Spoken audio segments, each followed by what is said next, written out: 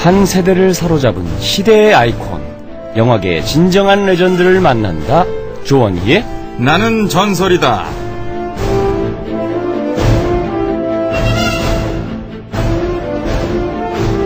어서 오세요. 네, 안녕하세요. 네, 한 주 잘 보내셨습니까? 네, 잘 보냈습니다. 네, 특별한 일 없으셨어요? 네, 뭐 그냥 그렇죠. 다름없이 언제나 똑같이. 아, 그렇습니다. 저는 뭐 아까도 감독님 보셔서 알겠지만 후다닥 뛰어들어온 그러게요. 하마터면 오늘 감독님 못 볼 줄 알고 네. 못 볼까봐 너무 걱정을 했었는데요. 깜짝 놀랐었어요. 예, 자칫하면은 이동건 일병과 또 하실 뻔했습니다. 네. 이동건 일병 오늘 처음 보셨죠? 예, 처음 뵀는데. 네. 네. 어떻게 보십니까? 굉장히 키가 크시더라고요. 예. 네. 저도 큰데. 네, 그렇죠. 이동건 씨가 더 크죠. 예. 왜 뭐만 먹고 그렇게 키만 큰지 모르겠어요. 키만 컸어요.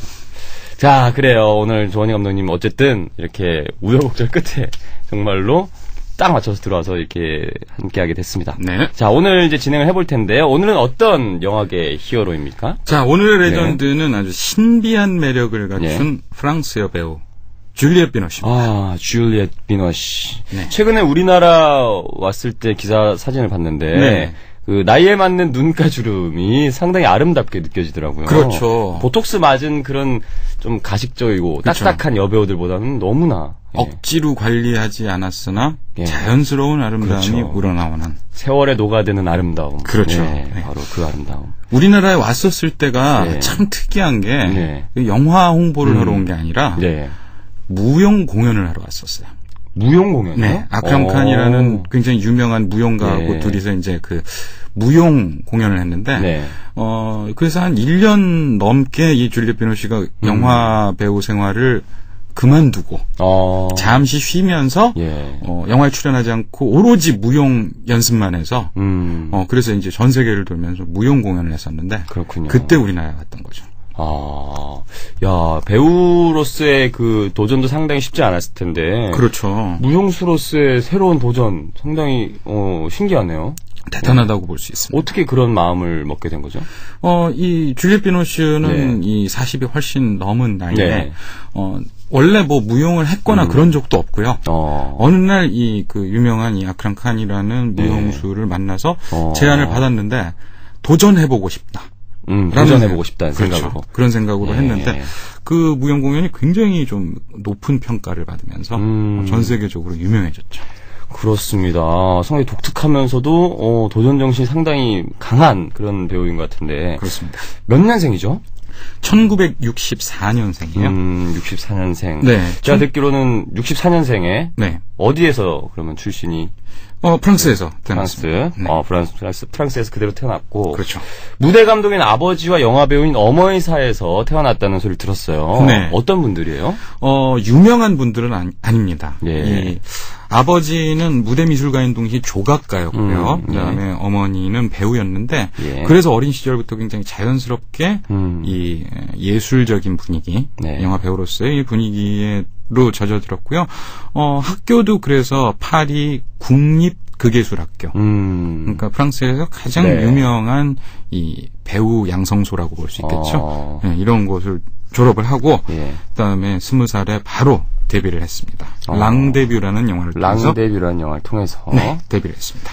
그렇군요. 그렇다면 데뷔는 랑데뷔라는 작품이었고 그렇죠. 주목을 받기 시작한 건 그러면 언제부터예요? 이 여배우는? 바로 이 네. 레오스 까락스라는 감독을 만나면서예요. 레오스 까락스. 네, 레오스 까락스라는 네. 감독은 요즘에는 참 활동을 많이 하지 않고 있는데 1990년대에는 가장 인기 있는 프랑스 감독이었거든요. 대표 작품이 뽕네프의 연인들. 뽕네프의 연인들. 그렇죠. 이 뽕네프의 연인들 이전 작품인 나쁜 피라는 작품에 네. 이 줄리엣 비노시가 예. 글자 그대로 신비의 여인으로 출연합니다. 그렇군요. 그러니까 뭔가 속을 알 수 없는 네.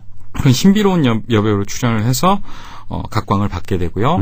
그 이후에 뭐 프라하의 봄이라든지 뽕네프의 예. 연인들의 연이어 출연하면서 예. 굉장히 인기를 얻었는데 바로 그 나쁜 피와 뽕네프의 연인들 이 두 작품이 바로 레오스 까락스라는 감독의 작품이죠. 레오스 까락스 감독을 만남으로 해서 배우로서의 재발견. 그렇죠. 이 됐다는 건데요. 네. 그러면 역시나 똑같이 한국에서도 폭래프의 연인으로 처음으로 알려진 건가요? 그렇죠. 한국에서는 프라하의 봄으로 처음에 등장을 했는데 프라하의 봄은 그렇게 큰 히트를 친 영화는 아니었고요. 폭래프의 연인은 요즘에는 프랑스 영화들이 이렇게 큰 히트를 하는 경우가 좀 드문데 당시 1993년도, 92년도 이때쯤이었는데 엄청난 히트를 기록했습니다. 그렇군요. 네.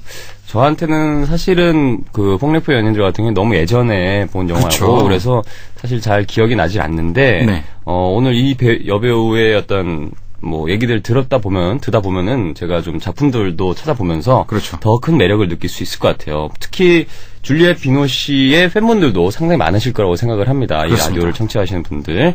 그래서 여러분들께도 사연을 받도록 하겠습니다. 줄리엣 비노시 혹은 그녀의 영화 하면 떠오르는 것들 많으시죠? 예, 사연을 주시면 함께 이렇게 사연도 읽어보고 줄리엣 비노시의 다양한 매력들에 대해서 오늘 파헤쳐보도록 하겠습니다. 별사탕 그리고 샵 0967 50원의 유료 문자로 받도록 할 테니까요. 많이 보내주시길 바라겠습니다. 자, 그러면 어떤 노래를 우리 청취자분들께 들려드려야 할까요? 자, 줄리엣 비노시의 출연작 중에서 많은 분들이 좋아하는 영화죠. 초콜릿에 삽입된 곡입니다. 엘비스 프레슬리의 전설적인 노래죠. 하운드 독. 이 노래 듣고 싶습니다. 네, 듣고 돌아오겠습니다. 예, 조원희 감독님과 함께하는 영화 이야기 나는 전설이다. 오늘은 매력적인 프랑스의 여배우 줄리엣 비노시와 함께하고 있습니다. 줄리엣 비노시 하면 제 느낌에는요. 이지적이면서도 뜨거운 감성을 지닌 배우가 아닌가. 그렇죠. 예, 그런 생각을 해보는데요. 네. 이 참 지성적인 느낌이죠. 사실 좀 예술 영화에 특히 많이 출연을 했고. 그리고 나이가 들면 들수록 이제 어릴 땐 참 귀여운 인상이었는데 나이가 들면 들수록 굉장히 좀 지성적인 그런 얼굴로 변해가면서 굉장히 그 지성미를 갖추고 있는가 하면은 말씀드린 것 같이 어느 날 갑자기 여배우라는 자격을 내던지고 무용가로 변신을 할 수도 있는 그렇죠. 이런 뜨거운 열정을 가지고 있는 그런 배우라고 볼 수가 있겠죠. 맞습니다. 특히 줄리엣 비노시 하면 캐릭터가 강한 역들을 많이 했었는데요. 그렇습니다. 폭래프의 연인들도 있겠고 나쁜 피, 블루, 데미지 등의 작품에서 보면 그런 캐릭터들을 주로 맡는 것 같아요. 데미지 같은 경우에는 정말 충격적이죠. 그렇죠. 시아버지와 사랑에 빠지는 그런 역할을 맡았는데 저는 이건 제가 21~22살 때 봤는데 이 영화를 저는 너무 큰 충격을 받아가지고 맞아요. 우리나라 문화적인 관념으로는 도저히 이해를 할 수 없는 부분인데요. 그렇죠. 야, 그렇습니다.